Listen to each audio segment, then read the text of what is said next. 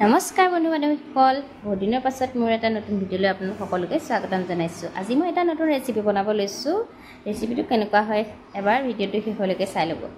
মই আৰু নৰসিংহ কণীৰ লগত বনাব লৈছোঁ। নৰসিংহখিনি অকণমান পিচি পেষ্ট কৰি লৈছোঁ, কণীকেইটা বইল কৰি পেলাই ফ্ৰাই কৰি লৈছোঁ। তাতে আলু দুচকলমানো দি দিছোঁ দেই। তাৰ আলু দুচকল মই অকণমান ফ্ৰাই কৰিয়ে লৈছোঁ। তাৰপৰা মই ইয়াত আদা, নহৰু, জলকীয়া, জালুক অকণমান পেষ্ট কৰি লৈ অকণমান তেলতে ফ্ৰাই কৰি লৈছোঁ।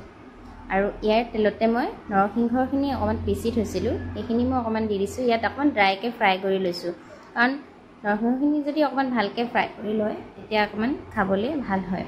যদি ভালকৈ ফ্ৰাই নকৰে শুকা শুক হয়, আৰু বেছি যদি ড্ৰাই কৰে তেতিয়া নৰসিংহৰ জোলটো বেছি খাবলৈ ভাল নহয়, কাৰণ ড্ৰাই কৰিলে ফুপফুপীয়া হৈ পৰে। আৰু যদি অকণমান পানী বেছিকৈ দিয়ে খাবলৈ বহুত ধুনীয়া হয়। মই অকণমান পানী বেছিকৈ দি জুলীয়াকৈ বনাইছোঁ।